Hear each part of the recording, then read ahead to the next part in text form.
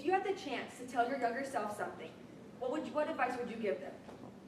Don't get that perm. It's a big mistake. Don't get into that fashion trend and spend money on it because it'll be gone before you know it. These people, these individuals, actually have something else to say to their younger selves.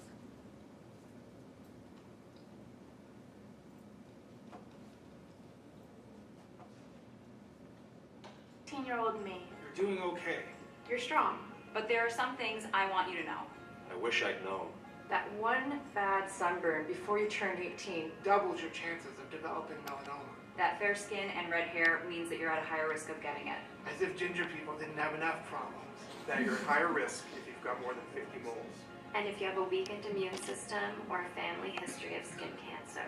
I want you to know the outlook is very good if we can catch it early. But you have less than a 10% chance of surviving more than 5 years if we don't.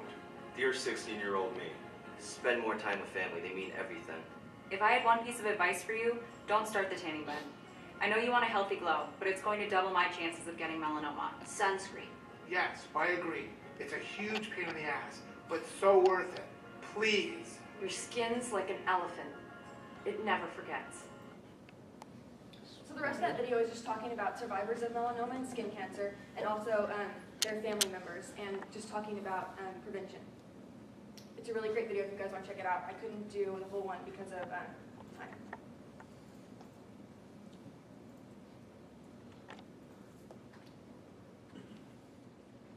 So now we'll be talking about a need for greater skin protection, and then I'll introduce the sun shield, and then I'll talk about a future possible with the sun shield, and then I will ask you to take action because we all have the power to protect.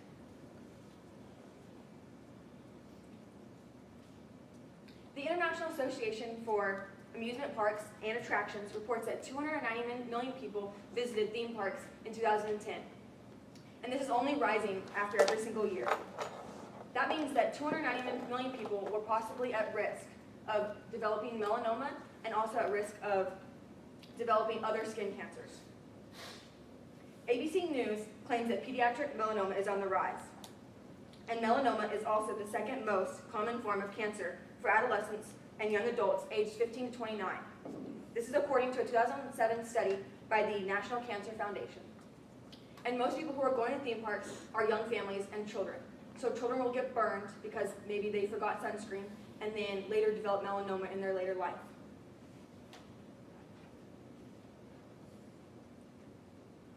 The Skin Cancer Foundation states that a regular daily use of SPF 15 or higher, like this, sunscreen, reduces the risk of developing squamous cell skin cancer by 40% and lowers your chances of getting melanoma by 50%. And that's awesome, but as we all know, it's really hard to remember to pack sunscreen when you're excited about going on a trip to the beach or to a theme park. It's also hard to remember to reapply. That's one of the biggest things that they recommend for it to be effective. And even on here it says you need to reapply every 2 hours. That's one of the main directions. That's the first direction on here. So reapplication is key. And this can be very tricky, especially if you're a mom with her family of 4 and she's trying to balance everything and her sunscreen's at the bottom of her bag. It's just so much easier to kind of forget about it than it is to reach in her bag every 2 hours and reapply sunscreen to her kids.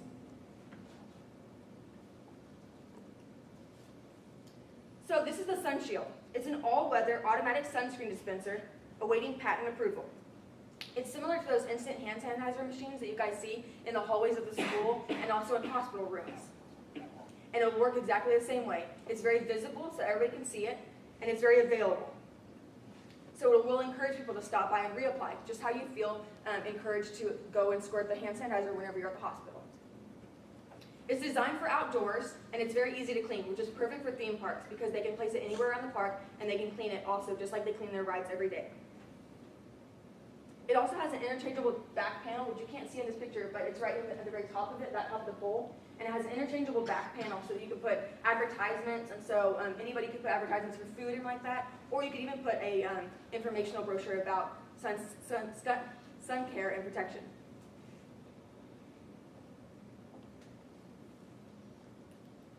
So the makers of the Sun Shield, they said that their mission statement on their website is motivated by their desire to spread the message about skin cancer awareness and to prevent this deadly cancer from even starting in the first place.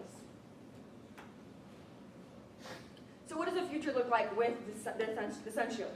It's an integration into the theme parks, will promote skincare and cancer prevention, offering parents the convenience and the accessibility and the peace of mind of just having that right there so they can just kind of, run by it and get some on their hand and reapply to their kids without having to dig through their bag to get the sunscreen.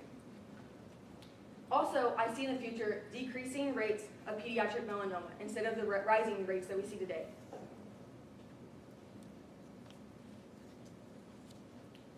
So there is a need. There's a need for greater protection at theme parks and greater skincare protection. The Sun Shield is a possible solution. It's easy, it's accessible, and it's easy to clean. It's perfect for outdoors, just for a theme park. You have the power to protect yourself and others. You should ask more from your theme parks. Ask more for sun protection when it comes to sun protection. Then you should also support machinery like the Sun Shield that are trying to change the world for the better. Please don't stand by and wish that you had told your younger self to simply reapply sunscreen. Do it today and you won't regret it. Thank you.